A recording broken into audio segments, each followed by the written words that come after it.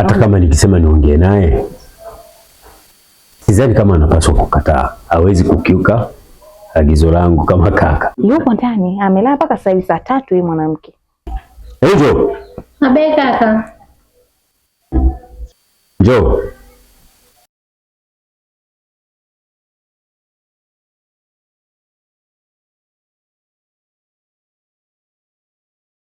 Jambo ndugu wangu. Jambo. Umeamka vizuri? Vizuri, shikamoo. Shikamoo. Saa 3. Saa 3. Angel. Nimekuita mahali hapa. Kuna habari nataka nikuambie, habari moto mpya.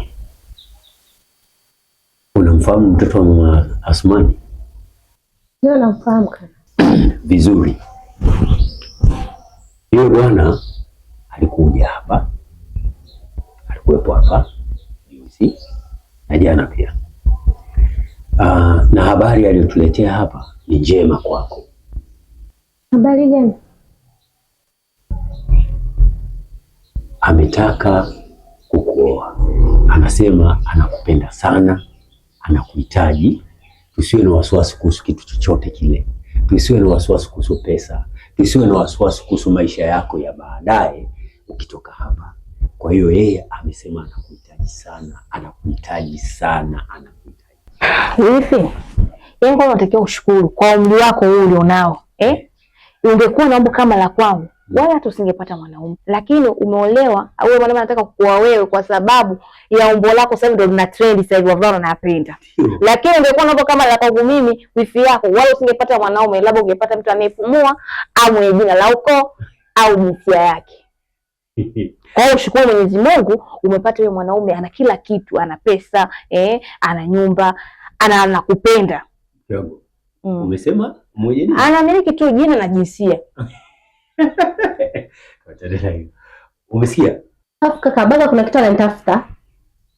Ameshinda kuja kunizunguka, amenitesa, amenisumbua sana. Imefikia kama kaja kwako. Na ulivyo na tamaa ya pesa kaka na wifi wewe. Niyo wawili mnapo simpende na mwanamume wangu. Mimi nipenda. Huyu mwanaume ndio anayekudanganya eti.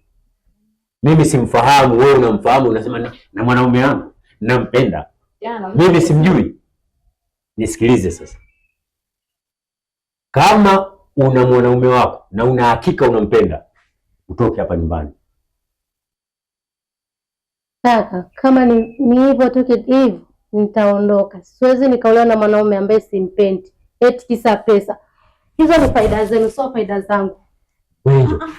Hivi wewe tumekulea sasa unatujibu hivyo? Wewe kunijibu? Ndio nishaambia mdogo wako ana kiburi, unielewaje? Unaonekana mimi na mdomo. Ataolewa. Ndio utaolewa. Hizo pesa mimi nazihitaji. Hicho kibwana chako kimeleta nini hapa? Kimeleta hela hapa. Mbavu. Hebu ni. Wewe ni wewe tu, hakikisha anakubali. Utaolewa mimi nakwambia. Mimi sio kopa huko vitu vya watu wanaleta baadhi. Yaani ataolewa kabisa. Mimi nitalipa vitu vya watu kwani? Hutaki kuolewa? Una akili kweli? Jinga nini? Utaolewa.